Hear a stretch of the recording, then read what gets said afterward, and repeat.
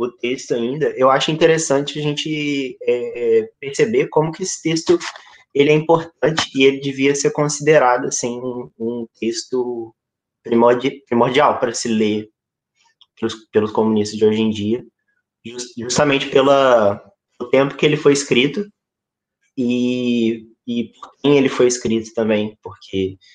foi a pessoa que liderou a resistência da Coreia frente a toda a derrocada do socialismo que aconteceu no final da década de 80 e início da década de 90. É interessante no texto, apesar dele ser curto, você percebe a riqueza dele quando você consegue aprender que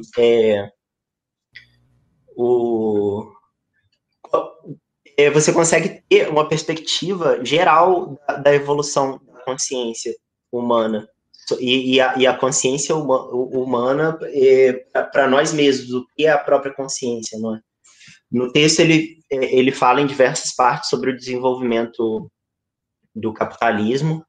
e como que isso alterou a cultura, a cabeça das pessoas na hora que essa transformação estava ocorrendo. E ele destaca o papel antropocêntrico nesse socialismo tipo dele, falando que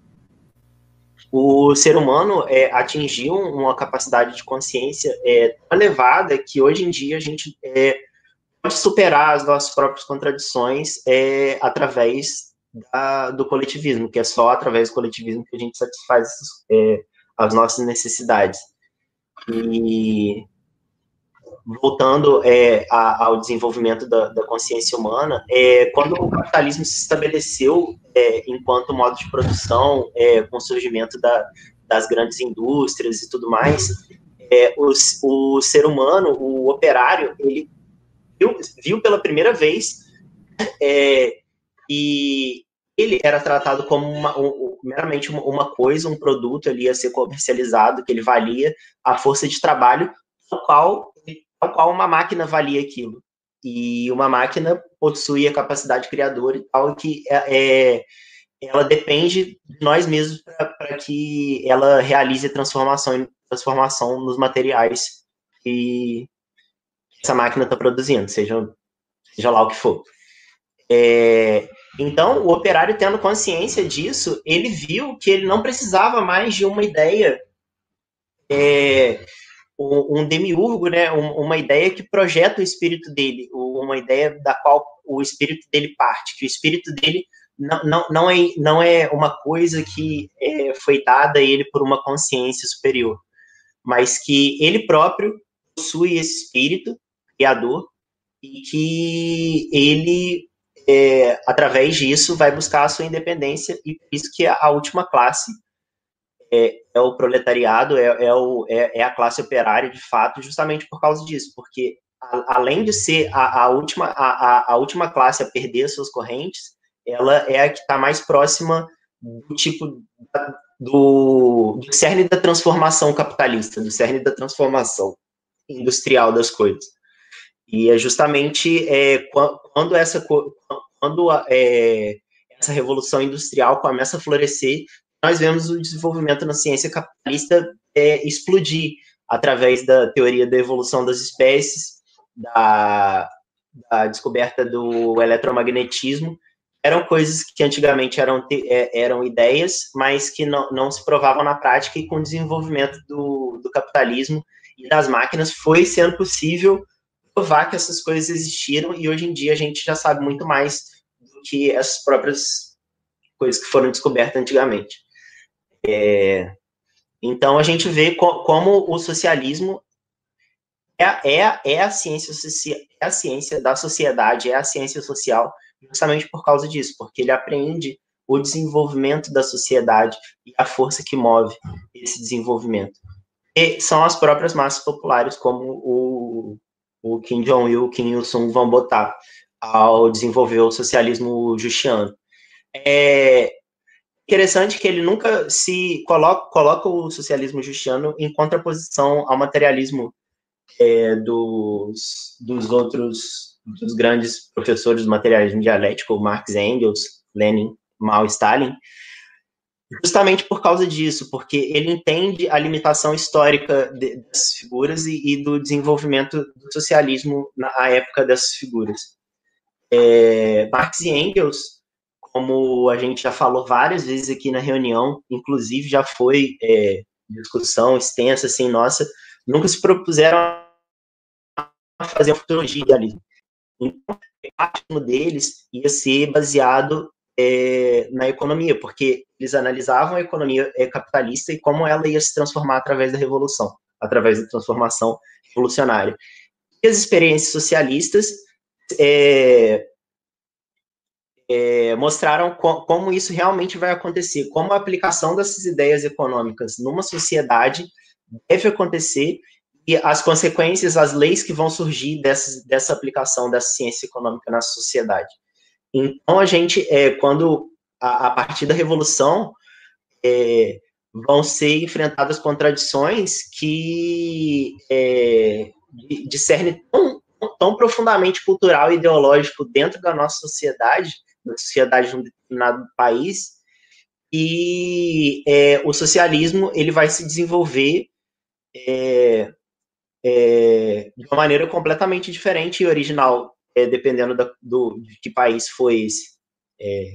Então, justamente aí que mora o X da questão, porque ao aplicar as transformações econômicas socialistas e as transformações econômicas de nova democracia anteriormente, a gente vai descobrindo as leis que vão reger a moral dessa sociedade, as leis que vão reger a própria economia dessa sociedade,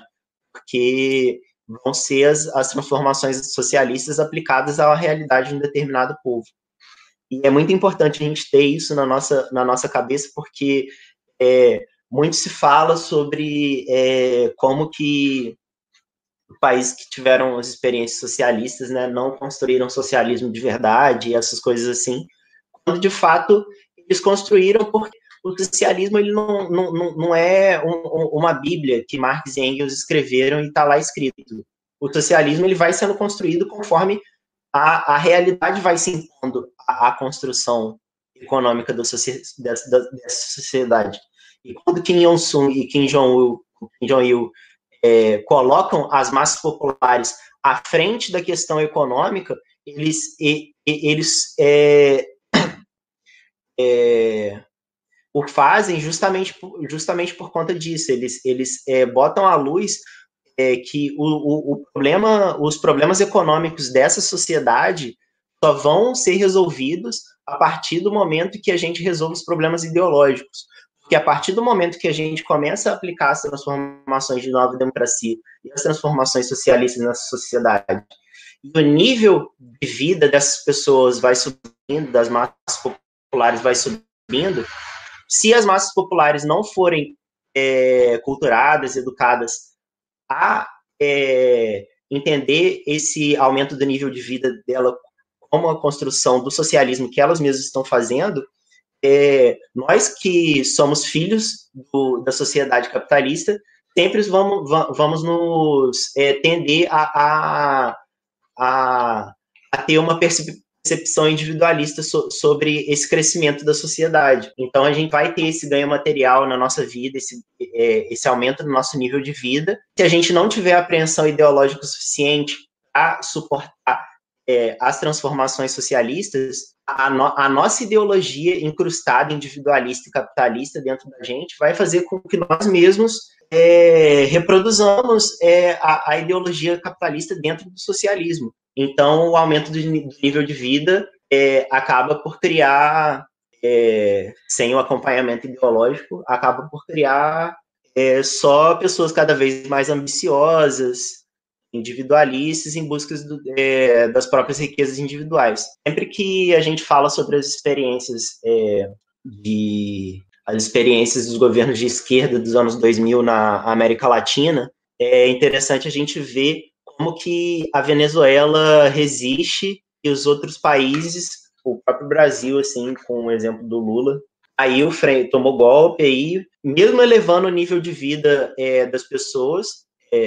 por mínimo que seja, tá ligado? O nível de consumo das pessoas, essas figuras não foram capazes de serem líderes que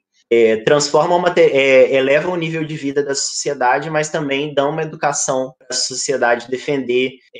a continuidade dessa nova condição de vida. Como aconteceu na Venezuela, que lá acontece golpe e a população vai lá e, tipo, dá o contragolpe e foda